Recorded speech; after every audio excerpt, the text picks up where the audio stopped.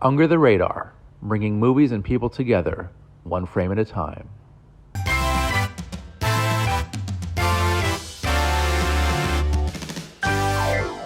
Hey guys, I'm Randy Unger, and this is another episode of Under the Radar, bringing movies and people together one frame at a time. And I have with me my favorite power couple and friends to the show, Rachel Kolb and Eric Godfrey. Welcome back, guys. Hi, happy to be back. Hello. So we've got quite a we have a blockbuster on our hands. We're going to be reviewing the new live action Barbie film starring Margot Robbie and Ryan Gosling. And this film, it is currently just it's raking in all the money. It is breaking records left and right. And I saw it yesterday, and I'm still kind of digesting it, and I really enjoyed myself. In this film, we are taken to Barbie Land, and we see Barbie as she interacts with other Barbies and many Kens, but the main Ken is played by a hilarious Ryan Gosling, and we basically watch both of these ridiculous characters go into the real world and basically fend for themselves and interact with actual human beings. This movie was fantastic. It pulled a Top Gun Maverick for this year, bringing people back into movie theaters and in a really fun way. It's pink, it's ridiculous, it's basically a musical, and it's just a fun time at the movies. I left the theater with a smile. I went in with a smile and I left with an even bigger smile. But guys, what did you think of Barbie? Well, I mean, everything that you said, I mean, walking into the theater, I actually got goosebumps because our theater was just everybody was there to see Barbie. Everyone was decked out in pink. There were like women, girls, and femmes of all ages that were there that were just, they're with their friends, they're with their moms and their daughters, and like just it was such a wonderful vibe coming into the movie. Um, Everyone was just so excited about it, and the movie itself, like there are a lot of moments that you just kind of want to like stand up and cheer or you want to like applaud, or like they get like big laugh lines from just these music numbers with these music numbers with Ken, which are really amazing.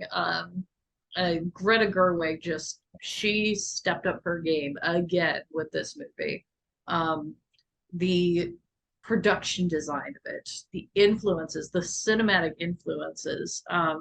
I don't remember which publication it was, but I want to say there was Letterbox did a rundown with Greta Gerwig of her cinematic influences with Barbie, and I highly recommend that people check it out because it's a great cinema education. They actually had the cast get together every Sunday for movie church, and they would watch one of the movies that for her was an influence in creating Barbie. So as they were working on the movie, they were getting that sort of communal experience together. That's awesome. I definitely got to check that out now because of Barbie. Greta Gerwig is definitely on my list of filmmakers to check out, especially there. She's known for a bunch of great dramedies over the past decade. So yeah, I'm gonna go back and revisit those.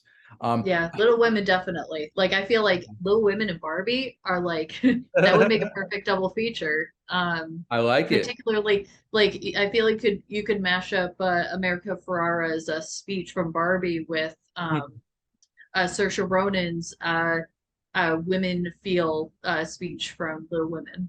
Right. So Yeah, and this movie is all about women, obviously, and female empowerment.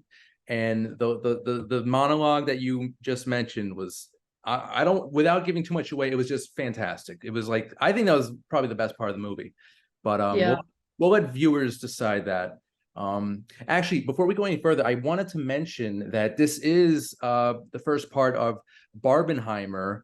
We have Oppenheimer released the same weekend as Barbie, so there's a little bit of competition. Not really, because the odds are in Barbie's favor, But Yeah, but this it seems like it's friendly competition at this yeah, point. of course. So Well, Which yeah, I was gonna say I appreciated also Mission Impossible with Tom Cruise and Query kind of joining in this weird kind of love circle of, hey, it doesn't have to be a competition. All right, these movies complement each other. Let's just go watch good movies. And that's I appreciated kind of them shit, like, the shots of Tom Cruise with his Barbie ticket, and them with their Oppenheimer, and I think it was Greta yeah, and Margot Robbie with their yeah. Oppenheimer And ticket. all of I the love it. fan art with Yeah. Barbenheimer has been Yeah, pretty yeah, yeah. great. I So hope I so. appreciate the fact that it's like we're not against each other. We're all here just to see good stuff. Friendly competition indeed. Yeah, exactly, Um, exactly. haven't seen Oppenheimer yet. That's next week. But with Barbie, I mentioned the female empowerment, and is so tastefully done. It's not over the top. It's just right. It's very appropriate. And this movie it's when I heard they were doing a Barbie movie, I was pretty like skeptical. It didn't seem like it would be a movie of much substance. Mhm. But Greta Gerwig, she injected substance into this film with her beautiful screenplay. She wrote it with her husband, I believe, Noah Baumbach. Yep, yeah, Noah Baumbach, yep. And they basically used that independent film sensibility in a blockbuster, and it is the meshing of two great worlds colliding into one fantastic cinematic experience. So Mhm. it's a beautiful pink ride, and Margot Robbie sold it. I don't think I can think of a better actress, both physically and just the way she delivers her lines. You actually believe that she's this doll in this fake world. And again, Ryan Gosling, I think he stole the show. He was just ridiculously hilarious. um Yes, absolutely. what I mean? And the visuals are there. It's a beautiful film. And yeah, I think I may have to see it again. This is a definite repeat viewing for me. Yeah, this is one that I think I'm gonna see again, and I'm gonna take all my girlfriends to go see it. So Yeah, and I am wearing pink tonight. Those listening cannot see the pink, but Rachel is sporting her pink hair. So we are yep. representing, just letting everybody know that. So yeah, I did not play with Barbie dolls. I was more of a Batman Ninja Turtles action figure guy. But Rachel, were you a Barbie fan as a kid? I will say, to be honest, I was not a very big Barbie person. I remember my older sister having Barbies. Okay. And I remember us kind of utilizing, I think it was an old crib or like some sort of old furniture that we turned into kind of like almost like a Barbie condominium that had like all the different little apartments in it. Okay. But yeah, it wasn't something that I played with as much. I think it was because of a lot of the things that the movie actually delves into, issues as far as um like a lot of the image stuff around Barbie, a lot of the like sort of gender essentialist stuff that it's like everything's pink, everything's, Right. all Barbies are like skinny and impossibly tall. Um, like that sort of stuff, it just didn't speak to me. Plus I was quite a bit of a tomboy when I was a kid. Okay. So I was very much into the Ninja Turtles and into Power Rangers and all of Yes. that. So that was more my speed at that time. But at the same time, I can see the place for Barbie. I really love, also without any spoilers, the way that it taps into the history of Barbie and the people that created Barbie in the first place. So Yeah. And yeah, I agree. Awesome, awesome point. Also, about a week before the release, I was in the Queens Center Mall, and I was in Macy's, and I passed by I guess the toy section, and it was nothing but Barbie. So Mattel is definitely doing it right with the marketing with the movie. So yeah. I respect them for that. Um, so yeah, this film, again, lots of fun, kind of mindless, but at the same time delivers a very, very strong message. And without giving too much away, that was definitely, in my opinion, the best part of the movie. Yeah. We also have Will Ferrell in kind of a like a generic villain role. I was curious, what did you guys think of Will's performance? I thought he was perfectly fine. Like the way that the character's written, it's very thin, anyways. And it actually, I won't say it's necessarily very thin, but he's Hmm. not really supposed to play a major role in what's going on. He's just supposed to be kind of like a plot device. Right, So right. for that, it's perfectly fine. I liked the boardroom, like was a lot of fun too. I definitely recognized one of the other actors that was in the boardroom is also in Fleabag and has quite a substantial recurring role on Fleabag, which was pretty hilarious. Mhm. Um, yeah, the I was actually surprised at how much Mattel was willing to have the movie like take some shots at the company Hmm. and about its leadership and Yeah, maybe examining who's at the top and who's leading the company. fair enough. Yeah, we didn't get much of that meta feel in the Transformers films, which I think would have benefited that franchise.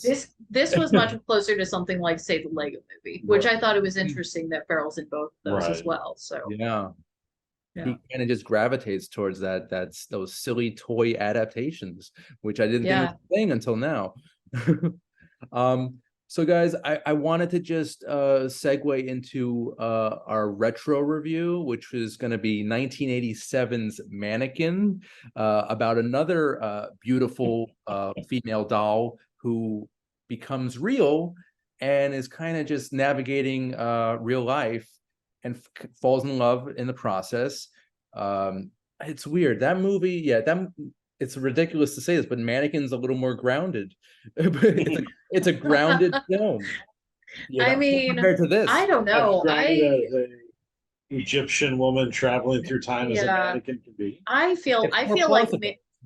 I feel like Mannequin The- really is the epitome of like 80s camp. oh Like yeah, well, it is I had not seen it before watching it for this episode, Yeah, and I had heard for years and years like a lot of drag queens like to reference Mannequin. A lot of queer culture likes to reference Mannequin for yeah, good reason. And now I see why. yeah, And now I get some of those references. right. Yeah. it's funny how much I'd seen the original Mannequin Yeah. long ago. I haven't watched it in forever. And what's funny is how much I always mix up Mannequin 2 and Mannequin 1. Yeah. It's so because I'm like, wait, I thought there was a sorcerer and a curse. I'm like, no, that's the sequel. But Yeah. then it's like but then it's like the one thing I always remember is the grinder scene at the end with her feeding all the mannequins to the grinder. And it's Right. like so it's like I have this weird thing where all the mannequin movies are all combined in one. They kind of just mesh into Yeah, one. they all mesh together. Oh my God. But yeah, I also forgot how much I can't remember the actor's name. How he is literally just playing his police academy character. that And would be it's Mr. G.W. Bailey, ladies and yeah, gentlemen, who just was literally playing his exact same character from Police Academy. I think he had the exact same wardrobe too, if I'm not. Yeah, he maybe just jumped off set and was like, okay, let's do this. Yeah, because yeah, that was 87. I'm pretty sure that was Citizens on Patrol or Mission Yeah. Miami Beach, one of those. Yeah. Mm. But yeah, ridiculous role as the mall security guard, the department store. Yeah, the Yeah. department store security guard who's very interested in strip searching Andrew McCarthy. Yes. And also is checking out the women's lingerie section a couple times. You know, those malls Yeah. that had those canine units all the time. Yeah. Ridiculous. I love it. I think my favorite performance is probably James Spader as Yeah. the as the sleazy store executive who basically has it in for Andrew McCarthy's character. This movie is so 80s. Oh, It is so cheesy. Even though the song "Nothing's Gonna Stop Us Now" was nominated for an Oscar, Yeah. this movie drips of cheese, and oh yeah. it's so good. I, Yeah. I'm a huge fan of Andrew McCarthy ever since Pretty in Pink. The Weekend at Bernie's movies. He's also a very accomplished TV director. And yeah, he's just an old. And I met him at New York Comic Con a couple years back, and he was Oh, one of the nicest guys. And yeah, I love to see anything he's involved with. So yeah, Mannequin is awesome. Also, Kim Cattrall Yes, we is haven't even talked brilliant. about the named Mannequin. Our mannequin. Yeah, Yes, yeah. she is perfect in this role. And yeah, I mean, I before this, I only really knew her from Sex and the City. Uh, Mm. but it was good to see her in something else, in a different type of role. So, Yeah. She's really um, cute in this. And the music numbers with them like dancing around the department store felt very connecting material between this and the Barbie movie. yeah, yeah, I love, yeah, the musical aspect is really a crowd pleasing thing, especially with Barbie. Because when I went into Barbie, I did not know it was going to be basically a musical, and Mhm. that was actually a very pleasant surprise. It really was appropriate. I just want to go back to the visual style. Like, what did you guys think of Barbie Land? Do you think it was Oh, did it Oh, justice? it's loved perfect. it. It was incredible, Yeah. really incredible. I actually have an aunt uh who part of her work is that she basically collects, restores, and resells Barbies and their wardrobes and all these sorts of like furniture and things that various accessories for Barbies. And she has a whole Barbie room in her house, and it reminded me a lot of my experience going into that Barbie room. Um, Oh man. So wait, and yeah. I think that once she sees it, I think that there's going to be so many references, and especially the sequence with involving calling out the different outfits, like Uh-huh. the different Barbie outfits, so that it's like discontinued or like that it was limited edition for this. That I think that's really going to connect to the collector crowd and to the really people that are more tapped into the history of Barbie. So wait, so your friend, she has an entire room dedicated to Yes, my this. aunt has an entire room dedicated Wow. to her Barbie collection, to basically categorizing everything, to restoring stuff, to taking like pictures for potential buyers, all of Okay. that. Cool. Yeah, I think she's gonna be a fan of this movie. I think she was first in line on Friday. That's I think awesome. she wanted to see how they were going to handle the material. I think there was a little. I think there might have been a little bit of concern of, is this just going to be, making fun of Barbie? Is this going to be, just a bunch of like, is it going to be kind of the attitude of the daughter when Barbie first shows up, and she's just like, you're a fascist. Like, I think that was a little bit of a concern. So, Okay. but yeah, I'm very interested to hear her take on it from a collector's standpoint.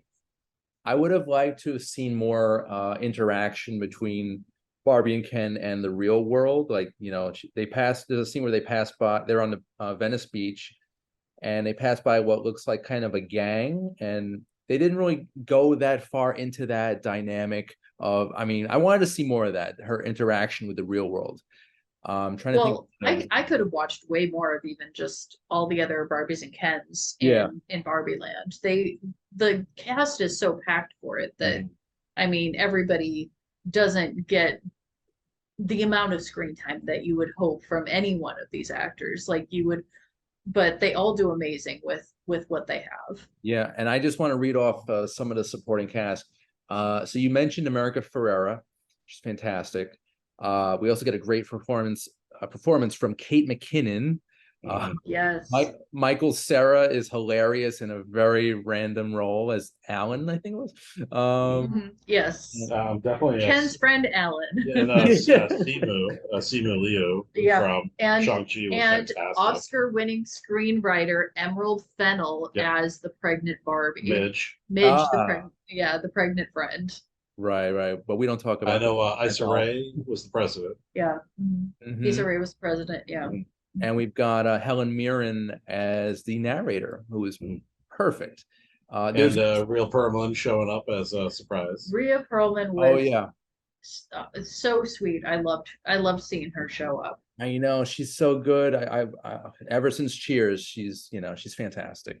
So it was very, and there is one major cameo which we won't divulge right now, but I think you guys know who I'm talking about. I think I do.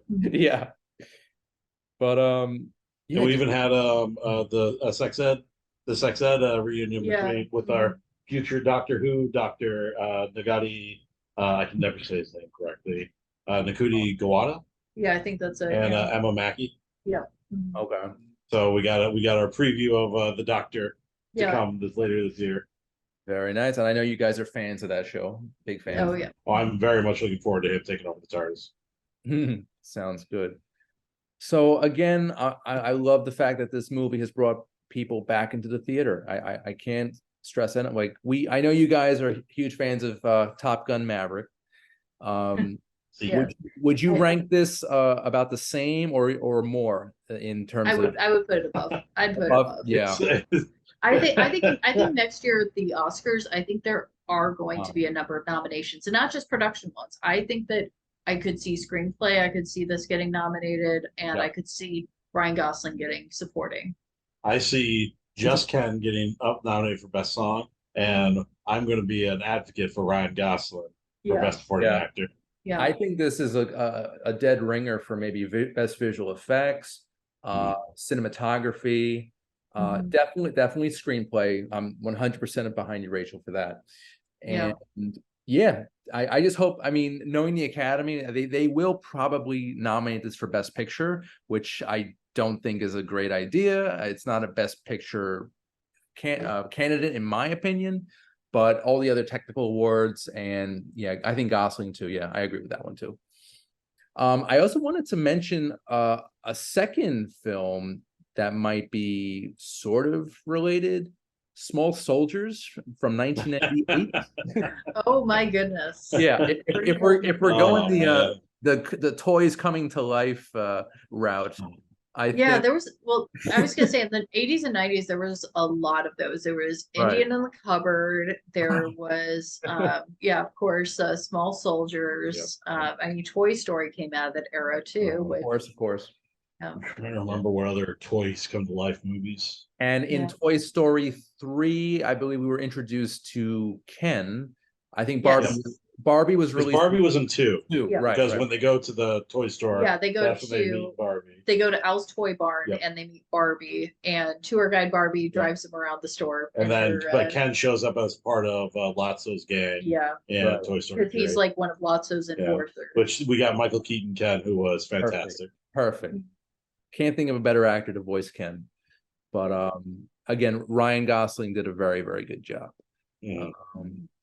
So yeah, the toy to human dynamic, it's a very interesting formula that we've experienced over the decades. So that's pretty cool. So yeah, are you guys looking forward to Oppenheimer? Very much so. Yes, I cannot wait for Oppenheimer. Okay. That cast, I love Cillian Murphy. I want to see him get all of the awards because I feel like he's been owed it for a long time. He is an incredible actor, just not, and also not an actor that is, it feels like he's in it for the work and he's in it to deliver just great performances and doesn't seem to get into all of the really big celebrity culture. Okay. And I would be very happy to see him, you know, getting some nods for this role. Yeah, this is a big movie too. It's 3 hours long. It's an epic, Mhm. historical epic. Yeah, but I've always I think in terms of U.S. history, I think one of the most important stories of U.S. history is the story of the creation of the atomic bomb. I think it is one that we should know all, like how everything that went into it, including the man Oppenheimer himself, Right. and Nolan, I think, is the right person to tell it, Yeah. because especially based on everything I've seen and read. Um, and it's because it's weird to think about the fact that it's like I was like, oh man, but is Nolan? But I'm like, but I loved Tenet. Like Tenet was the last Nolan movie, and I Okay. really liked Tenet. And now, granted, that's not at all what Oppenheimer's going Yeah, for. I mean, I like Tenet. I mean, visually it was amazing. I think the story was somewhat lacking. And I'm not a huge fan of Denzel's son. That's how Interstellar. I know him. Yeah. Oh, No, I love oh, Nolan. sorry. No, but Denzel Washington's son, Yeah, yeah, I know who you're yeah, talking about. Washington. I Yeah, don't I think think he's it's like a John John, something. Yeah. yeah. John. Yeah, I don't think he's a particularly good actor. I mean, Black Klansman was very good, but not because of his performance. I've yet to see something of his that like wowed me. But Tennant, John David Washington, that's it. thank Yeah. you. I knew he had like two first names in there. But Yeah.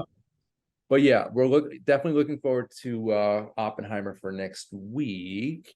But we have some time actually, guys. Are there any other films coming up? I mean, I know we have the SAG after strike going on, Yeah. the writer's strike. So things are a little strange right now in the industry. But there's a couple of movies out there that obviously are being released that were written and performed by people before the strike. Is there anything coming out in this like strange limbo time that is reaching out to you? Well, if I might take this for a little bit of a left turn, there is something that I have been revisiting. On Sunday, I actually accidentally did a very appropriate double feature. I started out with Field of Dreams, which I have not watched, I think, since I was a kid. I'm from Iowa. We're both from Iowa, so we've both visited the field and done the whole Played thing. baseball there. But it's been a long time since I've watched it. And I was shocked at how modern it felt in some ways, like how much it spoke to what's going on today, especially the whole subplot involving the school board and parents trying to get books banned from the local school, which I had completely forgotten about because last time I saw this movie, I was a kid and probably a lot of that stuff just went right over my head. Right. We remember the baseball. We don't remember the book banning. Yeah. But the second movie that I followed it up with was I ended up rewatching 2020's The Hunt, which I don't know if you ever saw The Hunt. Yes, but that's with the girl from Glow. Yes, Betty Gilpin. Yep, she's awesome. Yeah, that's a great movie. Yeah, that's a freaky movie, but but the connecting thread between the two is that the actress who plays Kevin Costner's wife in Field of Dreams is also in The Hunt as Ma at Ma and Pop's convenience store. Right, Amy Madigan. That's Ed Harris's wife. Yes, she's fantastic in both. Yeah, just really awesome. Really great job. So, oh my God! But back to Field of Dreams real quick. That movie is one of the few movies that actually makes me cry. It's the last scene, where Kevin Costner is playing catch with his dad. Oh my God. Yeah. After yelling at Shoeless Joe and saying like, what did I do this for? And everything, and then getting to see his dad again. I was gonna say, which one is it when Doc walks off the field to save his daughter? Or when he plays catch with his father? There's so many great moments. And a fantastic score by the late great James Horner. Really good score. And also just great seeing James Earl Jones get to have such a fun role for him. Yeah, just a really great role for him. Yeah. So wait, they actually have the field. Yes, you can actually.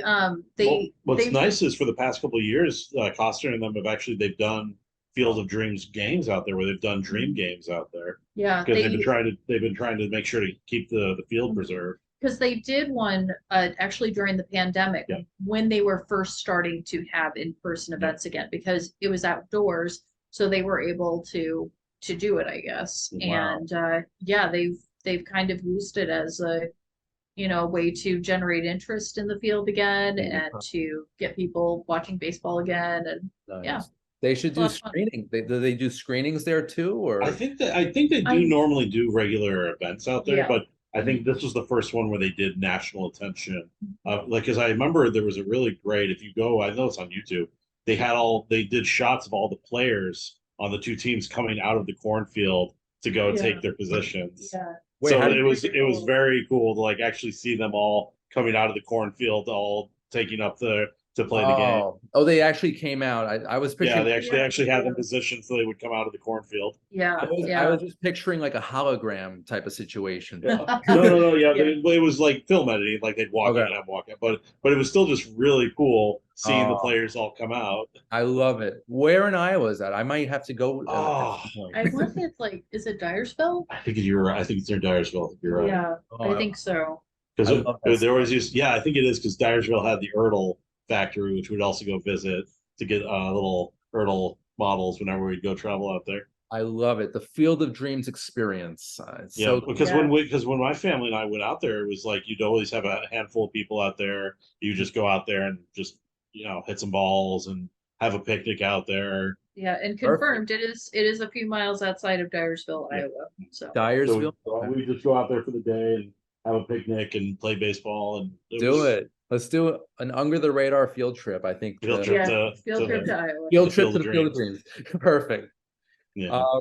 So guys, we just have a minute left. I just want to go around. Eric, I know you usually don't have plugs. The only plug I have is Strange New Worlds. Finally had the Lower Decks crossover, and it was everything I wanted it to be. I love it. You're such a Trekkie. Also, they are. I think they're filming, or they're trying to raise funding for To Boldly Go, new documentary about the Trekkie universe, or it's related to Star Trek in some ways. So I thought I'd put that on your radar. Definitely. Yeah, check it out. Rachel, any plugs for you? I know you're knee deep in donuts. Yeah. So quick plugs. The Law of Donut Engineering, aka The Lodge in Jersey City. Come on out on the weekends. We have amazing donuts. We have sandwiches, all sorts of good stuff. You can also find us. We're at 2 different farmers markets over the weekend in Jersey City. So you can check out the Instagram for the Lodge to find information on those. You can also find me and my baking adventures on Instagram at Second Act Bake Shop. And you can find Dobby, our sweet dog, who is now cuddled up and passed out. You can find him on Instagram at Dobby the House Doggo. Dobby, the official mascot of Under the Radar. Definitely. Yes. Yes. That's awesome. Rachel and Eric, thank you so much as always. You guys are awesome. And I just want to do some plugs on my end. If you want to see episodes of Under the Radar, just tune into Manhattan Neighborhood Network Mondays at 11 a.m. Eastern, 8 a.m. Pacific. Also, feel free to visit the Under the Radar YouTube channel, subscribe and share. And yeah, that about does it for part 1 of Barbenheimer. We have part 2 next week. It should be very exciting. And yeah, this has been Under the Radar, bringing movies and people together, one frame at a time. We'll see you next time. Take care. Under the Radar is brought to you by Magnitude Jewelry. Add a 2 to match your attitude. Patent pending, interchange genuine gemstone and crystal EMF protection jewelry. For more information, please visit magnitudejewelry.com/gemgirl or call 718-268-6634.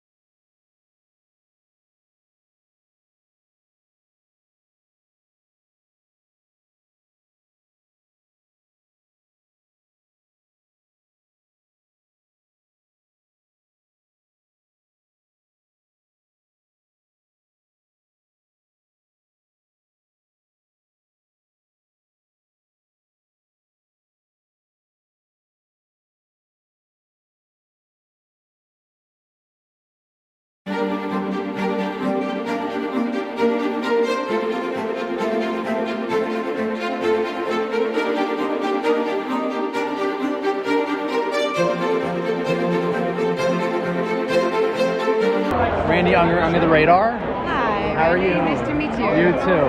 Congratulations on the film. Thank you. Tell everybody, how did you get involved with the project? I reached out to Rod. I learned that they were coming to Montana, that the production was going to film in Montana, and I sent him an email and said, I'm a horse wrangler and actress, and if you need any, anything, I'd love to help out with the film. And he wrote back and said, I don't need any horse wrangling, but I may have a role for you to audition for. So I was able to audition for the film. And you were hoping to wrangle some horses. You know, I do, so it would work out if I could. Any challenges during filming? We were filming, it was about -11 when we were filming, and the heater had quit in the house, and there wasn't very much insulation. Okay. So we were wearing long johns, like extra layers, and trying to stay warm in between takes, and keeping all the camera gear and all that stuff, rolling. So it's a lot. Did you use that discomfort in your performance? Absolutely, it helps so much. Nice. So it did the acting for you in a way. Yeah, in a way, it helps you be frigid. No, I'm just kidding. So what do you hope audiences take away from the film? I just hope that they can see that in a relationship, it's always really difficult to make the correct choices. And sometimes we don't make the correct choices. But when you do finally settle and make the correct choice, things will get easier. Sounds great. Well, congratulations again. Thank you so much. All right, take care. Hey, Ethan. Hey, how are Randy you? Younger, Under the Radar. Nice to meet you. You too. How's everything going? Good. You've come a long way from Boy Meets World. Yeah, sure. 30 years? Yeah, you did it. You're here. You made it. I made it. Yeah. Talk about the film. How did you get?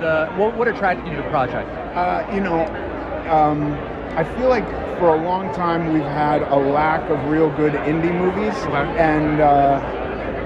and this felt like the kind of indie movies I remember reading in the 90s, which were really exciting to me.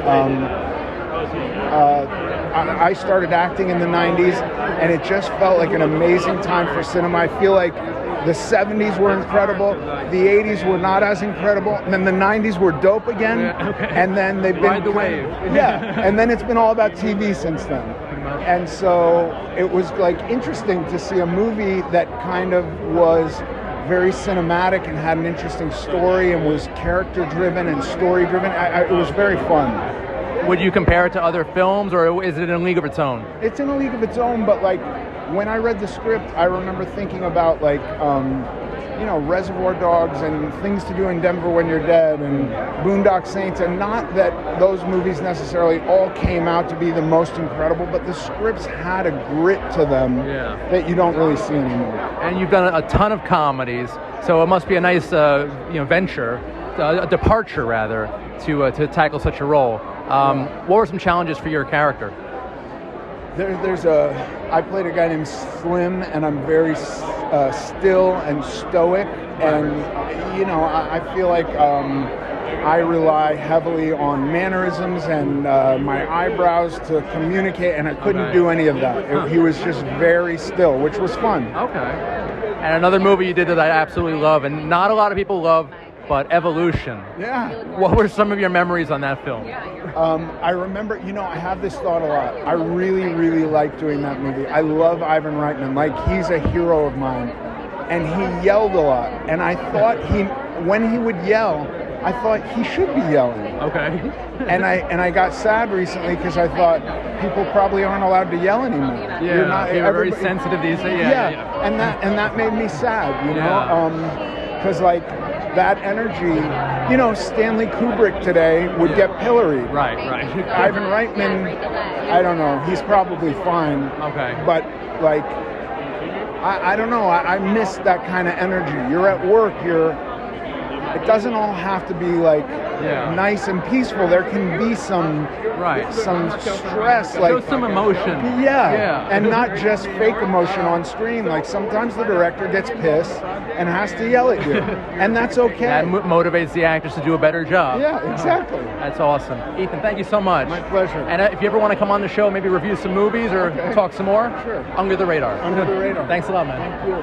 Hi, Randy Unger, Under the Radar. How are you? Good. Nice to meet you. You too. Congratulations on the film. Thank you. And congratulations on this look here. This is quite a statement, I must say. Thank you. Talk about the film. How did you get involved? I had done another film called Boys of Summer with Mark Fasano, who was a producer on this, and he suggested me for the role, which is kind of the way, like, it's always the dream to get jobs that way, and especially I was sent it, and the script was amazing, and I met with Rod, and we decided to do it, and so excited to be here. And you got quite an ensemble cast here. Yeah, What was it like working with these guys? I work with Scoot. I actually, I just met a couple of the other actors, and I'd never met them before, so it's so funny, but Scoot and I go way back, and so it was really fun to work with somebody you already knew, and especially to play like husband and wife. That's and cool. We're both from Texas, so it's like a great, Nice. So I'm assuming collaboration's very important to you on a set? Yeah, absolutely. And Rod was so collaborative. We had like a million phone calls beforehand about the character and the backstory, and so yeah. Well, what do you hope audiences take away from the film? I hope that they connect with it in some way, and people who are struggling connect with it, and people who aren't struggling can like take a moment and actually see what that's like. And yeah, I mean, I hope nobody's having to make the decisions that Cliff makes in the movie, but it's hard. I hear you. What do you last question? What do you look for when picking a role? Something that challenges me, something that like I feel like is a real person and says something, and great writing, of course. Perfect. Thank you so much. Thank you. Congratulations again. Thank you. Randy Unger, Under the Radar. Hey, nice to meet you guys. Yeah, you look just like your dad. It's crazy. Awesome. I get that. Yeah. He's not as handsome. Oh, that's so. We got a lovely cast here, a great ensemble. What was it like working with this wonderful group of people? I mean, I'll let this gentleman talk first because he's so close. These are actors we love. We've always had this policy that one, we're going to work with people whose choices we respect and just inherently admire, and also people who make us look better. Yeah. And we also have a no assholes policy. You feel free to bleep that. So we really just put together a cast of actors we admire, people who we wanted to go be in the negative 25-degree temperatures with. No, I just echo that too. It's when you're working with people you admire, it doesn't feel like work, it feels like collaboration. And that's what filmmaking is. It takes a village. You need people that are going to buy into what you're selling, and it's really easy to buy into Rod. He's just a lovely guy, and he's my best bud. So like I get it, ultimately why this cast came to us, And I actually haven't seen the film yet. I'm going to, I promise. What were some of the big challenges on set? I'm very curious. Oh, well, when you film a movie in Montana, you're going to have snow and cold, and it was snowy and cold, and we worked a lot of overnights.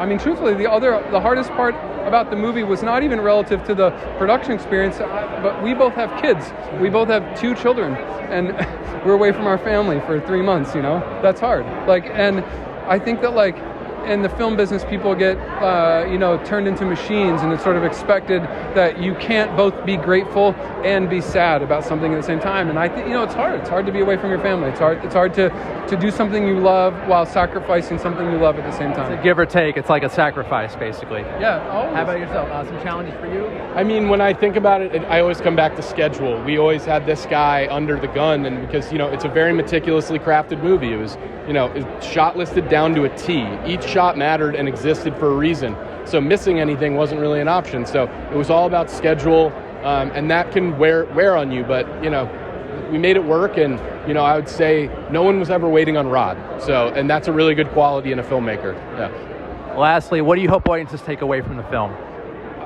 This is a film that is, I hope, relatable. No one's running drugs here, hopefully, or moving guns around state to state. But there are these ideas about classism and impunity and right and wrong and family. And I think I would hope that everybody could look in the mirror and wonder what choices they might make when faced with situations like our characters are facing. How about you? I mean, to me, I hope that they, first of all, really enjoy the experience of watching it, because we worked really hard doing it. And then to echo what Rod said, we're living in this intense moment of duress in terms of things like, essentially there's class warfare happening right under our noses, and people are trying to pretend like that's not what we're dealing with. So I hope that this wakes some people up, and that really connects with them, because maybe they don't feel seen, and now maybe they do. So awesome, guys. Thank you so much. Congratulations. Thank you so much. Yeah, guys. All right, guys.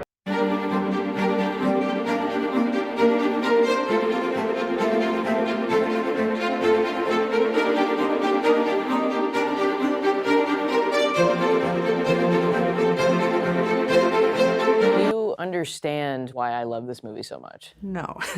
For Sav Rogers, a queer kid growing up in Kansas, role models came from an unexpected source. When I was 12, I had a movie where the gay and lesbian characters were good and funny and out. They were able to live as their authentic selves. Chasing Amy. Chasing Amy. Chasing Amy. The third film from director Kevin Smith. It's about a guy who falls in love with a lesbian. But Sav's about to find out. Life's not about finding your heroes. Welcome to the house that Amy built. It's about finding yourself. I'm directing a project about the legacy of Chasing Amy as an LGBTQ film. Do you find the film to be authentic to the LGBTQ community? I find it authentic to the straight dude who falls for a queer woman community. No longer being a lesbian by meeting the right man. That's gonna be controversial. Ben Affleck's goatee was a bad idea. Let's go into the movie. Something that's problematic can still mean a lot in your development. It was brave to portray somebody fluid. Seeing that movie helped me figure out, oh, that's me. That's gay. This girl loves me. It's cool to come to a place where a bunch of stuff changed your life.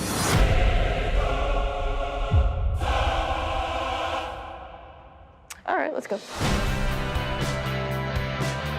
This is where they have their big fight. Well, we're purifying it with our butts. You were so supportive, and I was so alone in the world. How wonderful that you found something in it. The movie is amazing, but whatever moved you, there's a dark side too. I can't erase the past. You don't just get a pass for that. I didn't know what I expected. I did not expect all this. Maybe what's really troubling you is that your fragile fantasy might not be true. Can we tap? This movie made me be honest with myself. Chasing Amy and chasing Amy.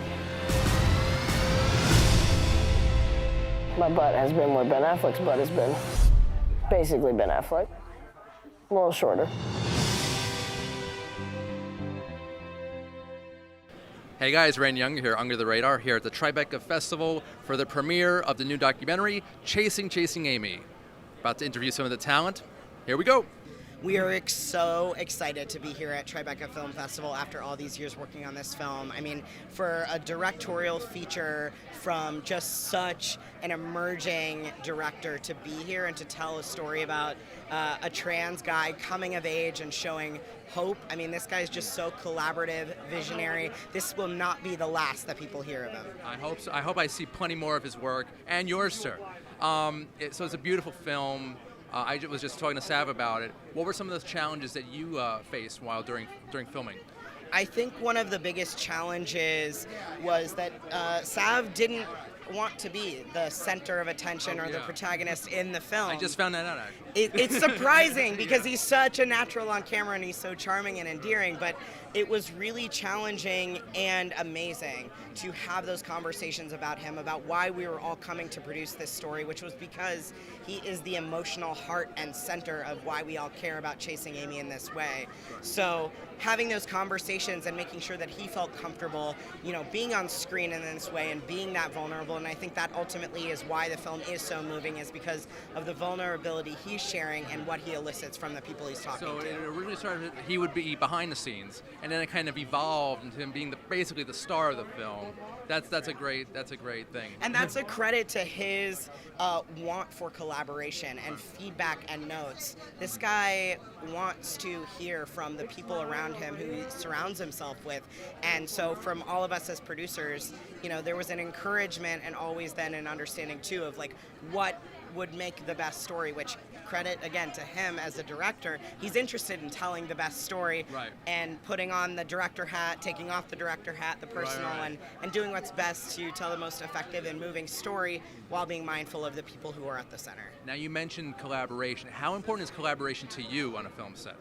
Collaboration is everything to me on a film set. I've worked on a number of documentary projects especially that deal with the trans community and always employing and empowering trans people behind the scenes to be a part of telling those stories. And if you don't feel like you're able to be yourself and do your best work on a set, you're not going to end up getting the best story because people don't feel like they can. You gotta put your heart into it. Exactly, and just fully show up. And so collaboration is everything, and I think being able to be challenged and hear feedback is one of the necessary pieces of any kind of work that is also going to challenge culture in a way that is beyond what we've seen before. It's amazing. Congratulations on the film. Thank you so so good, much. So good. We so appreciate the time and for you being here. Thank you so much. Thank you. How's it going with the festivals and everything? How's the film doing? I think the film's doing pretty well so far. I mean, this will be the first time we see it with an audience, so I really couldn't be happier. So what was the journey like? I know it was very difficult, but and very uplifting and empowering. And just how do you feel with it all done?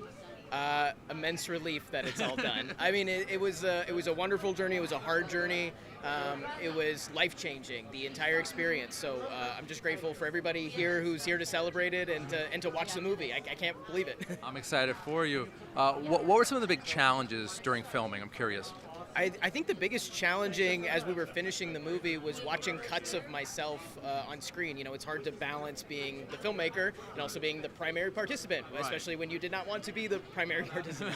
And so that was the most difficult part for me. But again, like, we have such amazing collaborators, you know, from our editing team to our producers to our DPs that, you know, were so kind and gracious with me as I was, you know, trying to navigate what's that relationship like and what's that process like. Okay. Yeah. What was it like assembling the cast from the original film? You met Kevin Smith. How amazing was that? Getting to meet everybody from Chasing Amy, Kevin included, was incredible. I mean, they didn't have to give me any of their time. They didn't have to give me interviews. They didn't have to work with me on this, but they all chose to, and the movie is so much better for their participation, and getting to work with them has made me a better director. That's amazing. Are there any other Kevin Smith movies that have made an impact, not as big as Chasing Amy, but what do you think of his filmography as a whole? I love Kevin's movies. You know, Kevin was the first filmmaker that I really responded to, like, just in terms of his overall body of work. And so Dogma is probably my next favorite Kevin Smith movie. It's a brilliant script. I love the rules of the universe, what he sets up there. It's wildly imaginative, and it's a great film. Are there any other films that have touched you in such a way, or? Like Save My Life? Yeah, pretty much, or came close to it, or what are some of your favorites? Some of my favorites, I love The Truman Show, Barb and Star Go to Vista Del Mar, Birds of Prey, Rear Window. I mean, the list goes on and on. I mean, there's so many amazing movies out there. I could stand here talking to you all day about it. Of course, I have a movie review show, so I had to ask. There you go. Are there any other projects you're working on now you can talk about? With the writer's strike, nothing much that I can talk about right now, but whatever comes next, it'll hopefully continue this trend for me of being optimistic, fun, and focusing on the joy of life and not just the worst things that have ever happened to us as queer people. What drew you to the project? I've known Sav since he was in college, and my background is in film festivals, and so I worked at a festival that programmed some of his early work. Okay. So I've known him for that long, and we became friends. Sort of a mentor, I see. Yeah, in some ways. And we became friends, and in 2019 he was looking for a grant writer to help write some of the grants for the film. Okay. And I'm like, I can do it. I don't like to write grants, but I'm like, I can do it. And so just I've worked with him and the team like for the last 4 years to this moment, really. Yeah. What do you hope audiences take away from the film ultimately? I mean, for me, it has nothing to do with Chasing Amy. I probably haven't seen the movie since when it came out. Oh, really? And okay. I did start watching it again on the plane here. Right. But for me, it was always about Sav. Okay. And it's always about how much movies matter. Right. See, and I'm so glad we're seeing it in the theater tonight with, when you watch something in the theater and you have that visceral reaction to the way movies make us feel, which is exactly what this movie's about. So I just hope people walk away feeling that, feeling validated in whatever movie moved them, and also, to be themselves, and that it's okay to take this journey. What a fantastic message! It's great. Are you a fan of Kevin Smith's previous works, other stuff? Honestly, I saw Clerks back in the day. I'm not a huge Kevin Smith aficionado. Okay. And I think he's a great filmmaker, but that again, that's not what brought me to this movie. Okay. It was Sav that brought me to this movie. I love it. Great answer. Yay, Kevin. Yay, Kevin, and yay, you. Thank you so much. Hi, Mustafa, Randy Unger, Under the Radar. How are you? Nice to meet you, yes. I'm excited to be here, man. I'm excited for you. I'm excited for Sav. I'm excited in general. This is amazing. I'm excited for Sav, man. Yeah. It's a beautiful It's time. a great film. I'm just so happy for And you. you're part of the creation of that fire. Do you think so? I think you're a good part of that. Okay, I'm glad. I'm honored to even know that, to even believe that we had that kind of effect on people. Yeah. And the characters and the script and the whole vision for that movie and what it's done for so many people. Yeah. I'm just just really glad for Sav. Yeah. More than anything. That's so cool of and you. This is our first time meeting. Oh, that's all. So 26 years now since Chasing Amy came out. Oh my God. Yeah, 1997. Oh my God.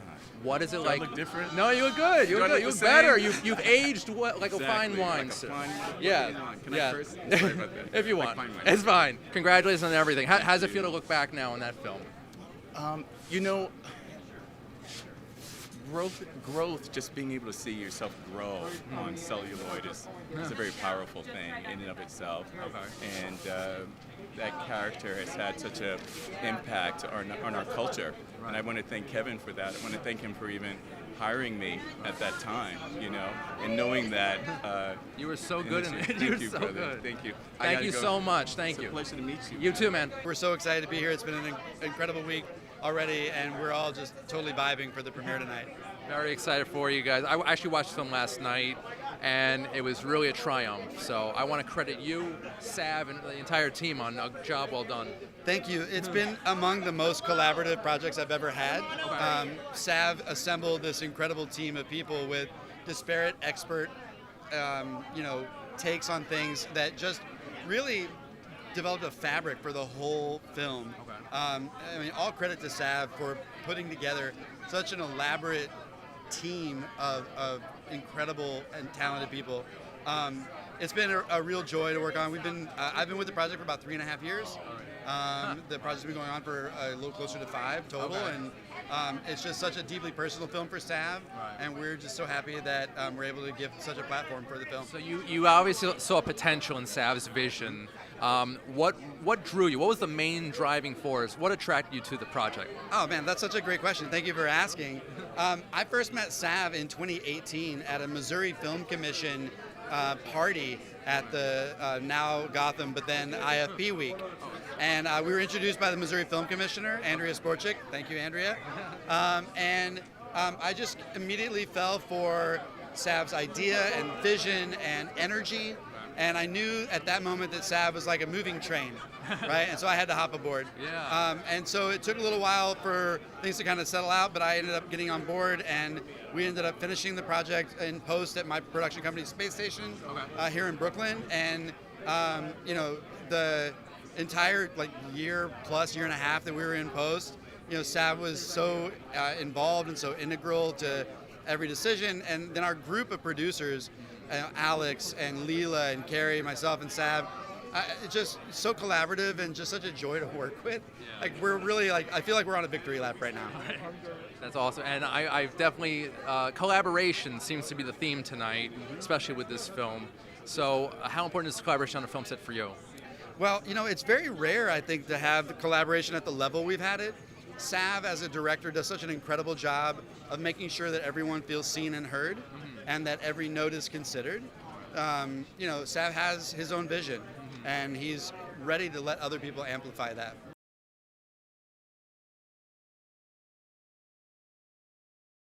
I just wanted to talk about this new Warner Brothers home video release of The Batman, the complete series, which I've only seen bits and pieces of it, and it's sort of like a very hip, funky version of The Dark Knight. I'm actually curious to see it myself, but it's like it's a new take on the superhero that we all know and love. And Eric, I'm sure you've probably seen it. Any thoughts? Actually, this one is the one I'm least familiar. Is this the one where Joker had dreadlocks? Yes. Okay. It was ridiculous. Sorry. Yeah, it was a weird in between. Yeah. Yeah, it was a weird in between because I think after that you also had Batman, the Brave and the Bold, which was far more whimsical. Right. Yeah, it went back to the real Adam West, which I think Brave and the Bold is severely underrated. Okay. Especially the Music Meister episode with Neil Patrick Harris.